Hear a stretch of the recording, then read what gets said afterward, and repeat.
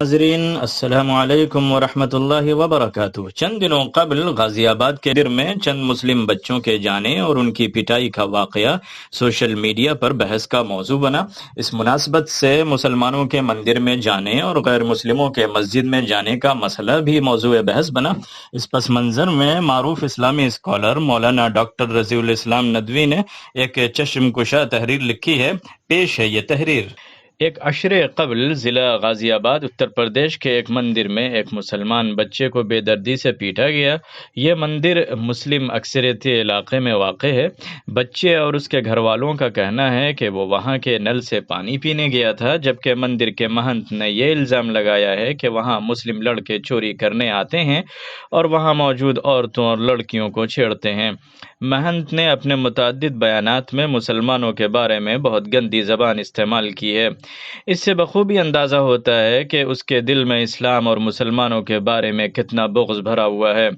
اس کی نفرت کا اظہار اس سے بھی ہوتا ہے کہ اس نے مندر کے مرکزی دروازے پر موٹے الفاظ میں لکھوا رکھا ہے کہ اس مندر میں مسلمانوں کا داخلہ ممنوع ہے۔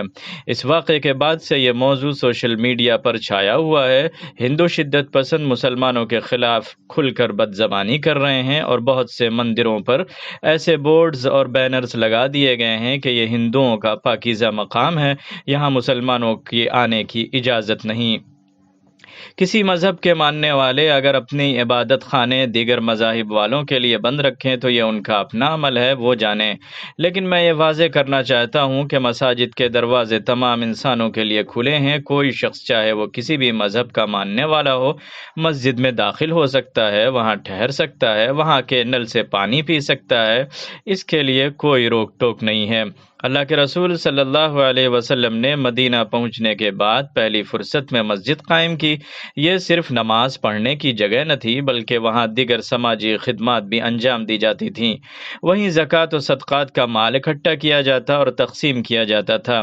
کوئی ہنگامی صورتحال پیش آتی تو وہیں تمام لوگوں کو جمع کر کے مشورہ کیا جاتا تھا۔ مختلف قبائل کے سردار آتے تو وہیں ان کا استقبال کیا جاتا تھا۔ دیگر مذاہب سے تعلق رکھنے والوں کے وفود آتے تو وہیں انہیں ٹھہرایا جاتا تھا۔ سیرت نبوی میں بہت سے واقعات مروی ہیں جن سے یہ معلوم ہوتا ہے کہ کوئی غیر مسلم شخص تنہا آیا یا غیر مسلموں کا کوئی وفد آیا تو اسے مسجد میں ٹھہرایا گیا۔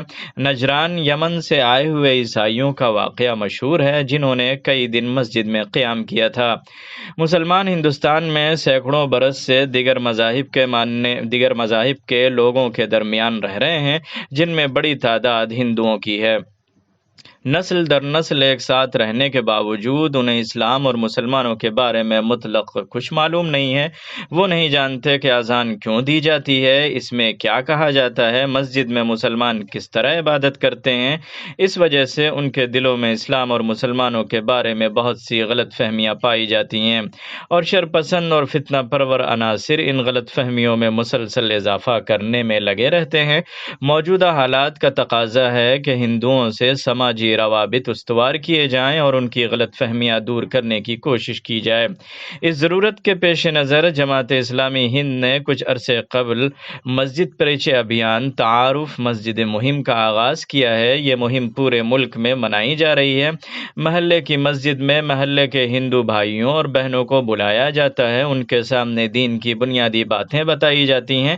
وضو کیوں اور کیسے کیا جاتا ہے، نماز کیسے ادا کی جاتی ہے، نماز میں کیا پڑھا جاتا ہے، یہ سب بتانے کے ساتھ اس کا عملی مظاہرہ بھی کیا جاتا ہے۔ آخر میں انہیں جمع کر کے ان کے تاثرات پوچھے جاتے ہیں اور ان کے سوالات کے جوابات دیے جاتے ہیں۔ ایسے پروگراموں کے بہت اچھے اثرات سامنے آ رہے ہیں۔ کہا گیا ہے کہ ہندوؤں کا مسلمانوں کو اپنے مندروں میں آنے سے روکنا کیوں غلط ہے، جبکہ مسلمان بھی دوسروں کو اپنی مسجدوں میں نہیں آنے دیتے، بلکہ مسلمانوں کا ایک فرقہ مسلمانوں ہی کے دوسرے فرقے کو اپنی مسجد میں آنے سے روکتا ہے اور ایسے بورڈ آویزہ کرتا ہے کہ اس مسجد میں فلاں فرقے کے لوگوں کا آنا منع ہے۔ یہ ایک تلخ حقیقت ہے جس کا اعتراف کرنا چاہیے۔ ایک زمانے میں مسلمانوں کے بعض فرقوں میں باہم زبردست منافرت پائی جاتی تھی، یہاں تک کہ ایک فرقے کی مسجد کے دروازے دوسرے فرقے والوں کے لیے بند رہتے تھے۔ الحمدللہ یہ صورتحال بڑی حد تک تبدیل ہو گئی ہے۔ اسے بالکل ختم کرنے کی ضرورت ہے، اس لیے یہ اسلام کی روح اور اس کے مزاج کے بالکل منافی ہے۔